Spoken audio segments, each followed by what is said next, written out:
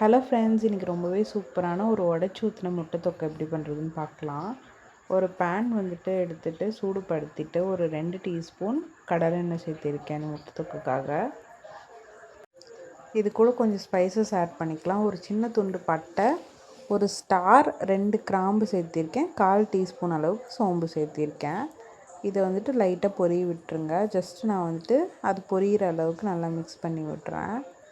அவ்வளோதான். இது பொரிஞ்சதுக்கப்புறம் நான் ஒரே ஒரு பெரிய வெங்காயம் கட் பண்ணி வச்சுருக்கேன், அதையும் இதோடு சேர்த்திக்கலாம். ஆயிலில் சேர்த்துட்டு நல்லா வதக்கி விடுங்க. ஒரு 50% இது குக் ஆனுச்சுன்னா போதும்.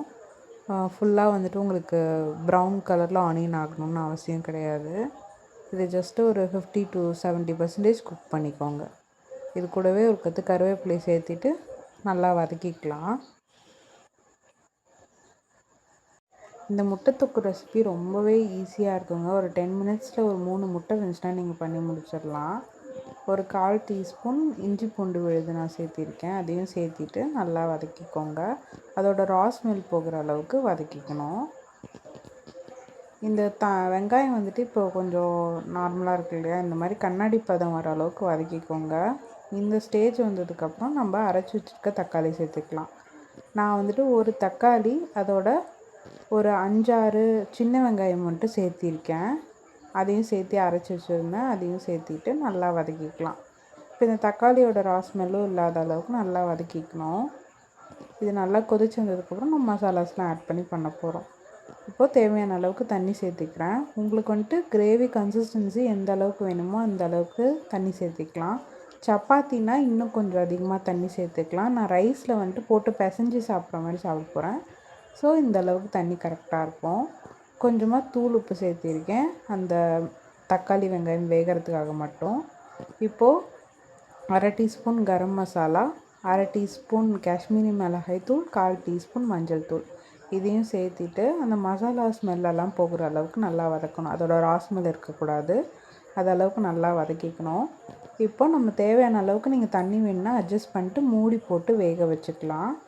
ஒரு 5 மினிட்ஸ் லோ ஃப்ளேமில் மூடி போட்டு வேக வச்சுக்கோங்க. பாருங்கள் இப்போ எப்படி இருக்குன்னு நம்ம செக் பண்ணலாம். பாருங்கள், அந்த மசாலாலாம் கொதித்து வந்திருக்கு. அந்த மசாலாலாம் தக்காளி வெங்காயத்தோட பிளெண்ட் ஆகி நல்லா குக் ஆகிருக்கு. இந்த ஸ்டேஜில் வந்துட்டு ஜஸ்ட் அதை வந்துட்டு பிரிச்சுக்கலாம். ஒரு 3 முட்டை சேர்க்க போகிறோம். கொஞ்சமாக கேப் மாதிரி பண்ணிவிட்டு உடச்சி ஊற்றின 3 முட்டையை வந்துட்டு இதில் ஆட் பண்ணிக்கலாம். நான் ஒரு கப்பில் வந்துட்டு இன்றைக்கி உடச்சி ஊற்ற போகிறேன். நீங்கள் வந்துட்டு டேரெக்டாகவும் உடச்சி ஊற்றிக்கலாம். பாருங்கள், நல்லா வெந்துட்டுருக்கும் போது லைட்டாக அந்த கேப் மட்டும் கொஞ்சம் உடச்சிட்டு இந்த முட்டையை வந்துட்டு பிரேக் பண்ணி உள்ளே சேர்த்திக்கிறேன். ஒரு 3 முட்டை நான் இன்றைக்கி எடுத்திருக்கேன், அதுக்கு இந்த அளவு கரெக்டாக இருக்கும். இதுக்கு மேலே நம்ம லோ ஃப்ளேம் பண்ணிவிட்டு இந்த முட்டையை வேக வைக்கிறதுக்கு தான். ஒரு 1/4 டீஸ்பூன் அளவுக்கு பெப்பர், 1/4 டீஸ்பூன் அளவுக்கு கரம் மசாலா, இது ரெண்டையும் சேர்த்திட்டு கொஞ்சமாக உப்பு சேர்த்திட்டு அந்த முட்டைக்காக மட்டும் அதையும் உப்பு சேர்த்திட்டு லோ ஃப்ளேம் பண்ணிவிடுங்க. லோ ஃப்ளேம் பண்ணிவிட்டு நல்லா வேக வச்சிடணும். இப்போ நான் அந்த கரம் மசாலையும் சேர்த்துக்கிறேன். இதுவும் ஒரு 1/4 டீஸ்பூன் தான். இது ஜஸ்ட்டு நான் எப்படி தூவிக்கிறேன், ஒரே இடத்துல சேர்க்காமல் ஜஸ்ட்டு நான் உப்பு சேர்க்குற மாதிரி தூவிக்கிறேன். இப்போ நல்லா மூடி போட்டு ஒரு 5 மினிட்ஸ் லோ ஃப்ளேமில் வேக வச்சு எடுத்துக்கோங்க. பாருங்கள், இப்போ நல்லா வெந்துருச்சு. இந்த ஸ்டேஜில் வந்துட்டு ஒரு சைடு எக்கு நல்லா குக் ஆகிடுச்சு, இன்னொரு சைடு இப்போ நம்ம திருப்பி விட்டுக்கலாம். நான் ஜஸ்ட் அந்த முட்டைக்கு நடுவில் வந்துட்டு ஒரு கோடு மாதிரி போட்டு திருப்பி விட்டுருக்குறேன், அனதர் சைடு வேகிறதுக்காக. நீங்கள் இப்படியே சாப்பிட்லாம், இதுவே ரொம்ப டேஸ்டியாக இருக்கும்.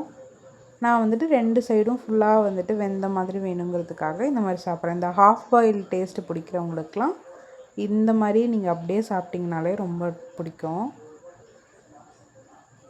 இதையும் திருப்பி விட்டு ஒரு 2 மினிட்ஸ் மட்டும் வேக வச்சுக்கோங்க. நீங்கள் வந்துட்டு ஃபஸ்ட்டு வேக வச்ச மாதிரி ஒரு 5 மினிட்ஸ் தேவை கிடையாது. ஏன்னா நமக்கு அப்போ மசாலா கோட்டிங் கீழே இருந்துச்சு, அதனால் முட்டையோடு சேர்ந்து வேக ஒரு 5 மினிட்ஸ் தேவைப்படும். இப்போ ஒரு 2 மினிட்ஸ் வேக வச்சிங்கன்னா போதும். அவ்வளோதாங்க, இது வந்துட்டு சூப்பராக ரெடி ஆகிடுச்சு. இது வேகும் போதே உங்களுக்கு சூப்பராக வாசம் வரும். இது ஒரு ரைஸோட பிசைஞ்சு சாப்பிடும்போது உங்களுக்கு சூப்பராக இருக்கும். பாருங்கள், ஒரு 2 மினிட்ஸ்லேயே நல்லா வெந்துருச்சு.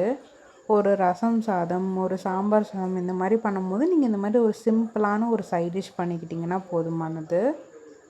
அவ்வளோதாங்க, சூப்பரான முட்டை தொக்கு ரெடி ஆகிடுச்சு. இந்த ரெசிபி ட்ரை பண்ணி பார்த்து எப்படி இருந்துச்சுன்னு எங்க கூட கமெண்ட்டில் ஷேர் பண்ணிக்கோங்க. இந்த வீடியோ உங்களுக்கு பிடிச்சிருந்துச்சுன்னா கைமணம்